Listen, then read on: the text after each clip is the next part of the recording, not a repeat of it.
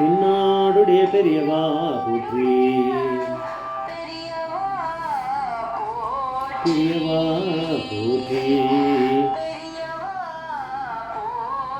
பெரியவா எந்நாட்டவர்க்கும் இறைவா போற்றி, இறைவா போற்றி, இறைவா சர்வஜா சர்வவியாபிமா பெரியவா சரணம், மகா பெரியவா சரணம்.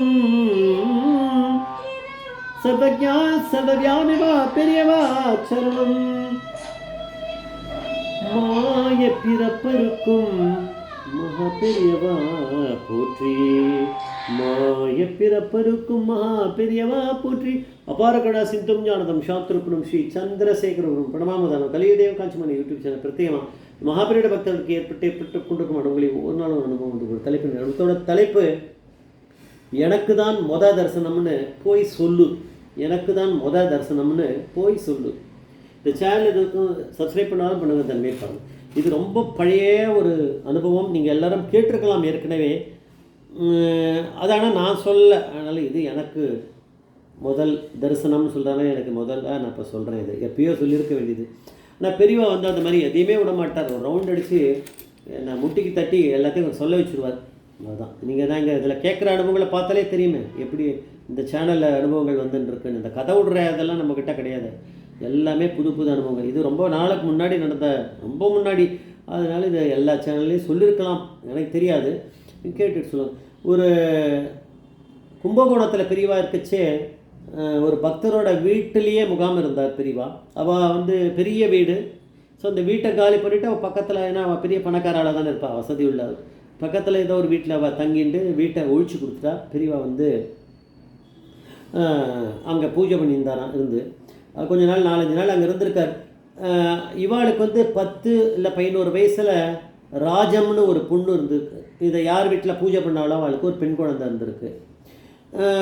ஒரு நாள் அந்த பூஜை அங்கே பெரியவா தங்கியிருந்த அந்த 4-5 நாளில் ஒரு நாள் விடிகாலத்தால் ஒரு நாள் மகா பெரியவா வந்து விஸ்வரூப தரிசனம் கொடுப்பார். காலத்தால் 4:30 மணி, அந்த மாதிரி 4 மணி 4.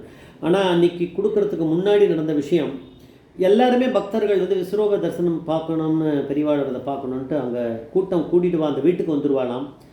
அதே மாதிரி இந்த வீட்டு யார் வீட்டில் பெரியவா பூஜை பண்ணுறாளோ அந்த இவா வேறு பக்கத்தில் ஒரு வீட்டில் தங்கியிருந்தா கூட, இந்த வீடு வந்து பெரியவா இருக்கிறது இல்லையா, பெரியவா பூஜை பண்ணுற இடம்.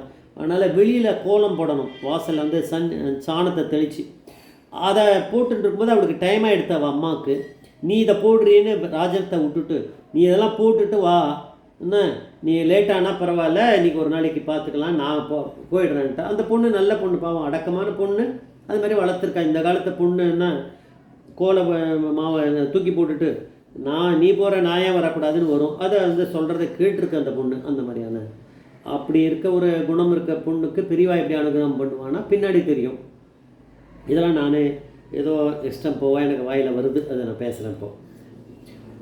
அதனால் இந்த பொண்ணு கோலம் போட்டுருக்கு. அப்போ கொஞ்சம் இந்த மார்னிங் டைம் இருக்கு இல்லையா, கொஞ்சம் இருட்டாக லைட்டை போட்டுட்டு அது போட்டுகிட்டே இருக்குது.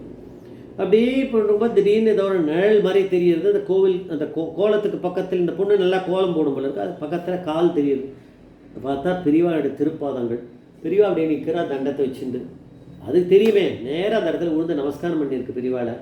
பெரியவா சொன்னான்னா, குழந்தை கோலம் போட்டுன்னு இருக்கியா, சரி எல்லாரும் அவவா என்னோட தரிசனம் வரணும், கிடைக்கணும் எனக்கு அப்படின்ட்டு அங்கே போட்டி போட்டுன்ட்டு அங்கே நிற்கிறா எல்லாமே. நான் உனக்காக இங்கே வந்துட்டேன், நீ என்னோட தரிசனம் பார்த்துட்டேன். ஏன்னா அந்த பொண்ணு பாவம் வருத்தப்பட்டு தான் கோலம் போட்டுட்டே இருக்கும்போது, இந்த பொண்ணு நம்ம அம்மா இப்படி விட்டுட்டு போயிட்டாலே, நம்ம வந்து இப்போது அந்த கோலம் பெரிய கோலம் போல இருக்கா, அதெல்லாம் போட்டு முடிச்சுட்டு அதுக்குள்ளே அங்கே தரிசனம் முடிஞ்சு போயிடும். அதுக்கப்புறம் பெரியவாள் அதை எந்த நேரத்தில் எப்படி பார்க்கணும்னு நினச்சிதோ அந்த பொண்ணுக்கு தானே அந்த ஏக்கம் இருக்கும் அந்த பக்தியில். அது பெரியவா அப்படிங்கிற பரமேஸ்வரனுக்கு தெரியுமே, அவன் அம்மா அப்பாவுக்கு தெரியுறதோ இல்லையோ, இந்த பக்தைக்கு அந்த சின்ன குழந்தைக்கும் பெரியவாளுக்கும் தெரியும். பெரியவாளுடைய குழந்தை தானே அது. நம்மளாம் பெரியவாளுடைய குழந்தைகள், பக்தர்களாக இருக்க வரைக்கும் பெரியவா எல்லாரையுமே குழந்தைகளை தான் எடுத்துக்கிறார். ஆனால் அந்த ராஜ்யத்துக்காக பெரியவா அங்கேருந்து கைலாசலேருந்து இங்கே வந்தவர் அங்கேருந்து இங்கே வரமாட்டாரா? ஒரு ரூம் இருக்குது, அந்த ரூமில் பெரியவா இருப்பாளாம். அப்புறம் அந்த ரூமை திறந்துட்டு விஸ்வராமதாசனம் அப்படின்னு அவர் சொல்லும்போது யார் அணுக்கு தொண்டரை சொன்னோடனே கதவு திறந்து விட்டோடனே பெரியவா வருவா முதல்ல. அப்புறம் பின்னாடியே தொண்டர்கள் யாராவது சிஷ்யா வருவா பண்ணுறது இதுதான் நடக்கிற காரியம். ஆனால் அதுக்கு பின்னாடி ஒரு கதவு இருக்கான் அந்த ரூமில். அதை திறந்துட்டு பின்பக்கமாக அப்படியே போய் கொல்லை பக்கமாக போய் அப்படி சுற்றின்னு போய் வாச பக்கம் வந்து அந்த பொண்ணுக்கு அனுகிரகம் பண்ணிட்டு ராஜத்துக்கு அப்படியே அந்த பக்கம் வந்து இந்த பக்கம் உள்ளே வந்துட்டார் பெரியவா. அதனால் விஸ்வரூப தரிசனம் வந்து வருது. உடனே பெரியவா அந்த பொண்ணு அங்கேயே பார்த்துருது இல்லையா, அதனால் அதுக்கப்புறம் கொஞ்சம் அந்த பொண்ணு லேட்டாக வந்திருக்கு. இங்கெல்லாம் தரிசனம்லாம் நடந்துட்டுருக்கு. அந்த பொண்ணு வந்தபோது சொல்லியிருக்கோம், அது அனுபவத்தில் சொல்லலைன்னாலும் என்ன அனுபவம்னா எனக்கு தான் முதல் தரிசனம்னு போய் சொல்லுனால அது நிச்சயம் போய் அம்மா அப்பா கிட்ட போய் சொல்லியிருக்கோம். அவள் மற்ற பேர்கிட்ட சொல்லியிருப்பா. பெரியவா எப்பேற்பட்ட அனுகிரக மூர்த்தியாக இருக்கார். எப்படி வந்து தெரியும் பெரியவாளுக்கு இந்த மாதிரி கோலம் போட்டுருக்க பொண்ணு வந்து லேட்டாக போகிறது அப்படின்னா, இவள் எல்லாரையும் விட பக்தி அதிகம் இருக்க பொண்ணு, ஏக்கமாக இருக்குது பெரியவாளை பார்க்கணுமே, விட்டு போயிடுச்சுன்னு நினைக்கிற பொண்ணு அதுவாக தான் இருக்கும். அதை எடை போடுறவர் அவர் தானே. பக்தி எவ்வளோன்றதை எடை போடணும் நிச்சயமாக. அதை பெரியவா அப்படிங்கிற பரமேஸ்வரன் பண்ணிடுவார். யாருக்கு எவ்வளோ பக்தி இருக்கோ அதுக்கேற்ற மாதிரி தானே அனுகிரகம்ன்றது நடக்கும். பக்தியே இல்லாதவளுக்கு எப்படி நடக்கும்? அதனால் பெரியவா வந்து அந்த பொண்ணோட பக்தியை ஏற்றுருக்கார். அதனால் பெரியவா வந்திருக்கா. பெரியவா அந்த ரூம் உள்ள வந்த மாதிரி அது சொல்லலை, நான் கொஞ்சம் தப்பாக சொல்லியிருக்கேன். பெரியவா சாதாரணமே வந்துட்டார். வந்ததுனால அவளுக்கெல்லாம் ஒரு சந்தேகம், பெரியவா ஏன் வந்து பின்பக்கத்தில் போயிட்டு இப்படி பக்கம் வந்திருக்கான்னு அவள்லாம் கொஞ்சம் யோசிச்சா போல இருக்குது. பெரியவா அதை எதுவும் பதில் அது என்னன்னு சொல்லிக்கல, யாரும் இது பண்ணிக்கல. அந்த பொண்ணும் கோலம் போட்டுட்டு அதுக்கப்புறம் வந்துட்டுருக்கோம். பெரியவாளை தான் அங்கேயே தரிசனம் பண்ணியிருந்தேன் முதல் தரிசனம். அதனால் அது வந்து அப்புறம் சொல்லியிருக்கோம்.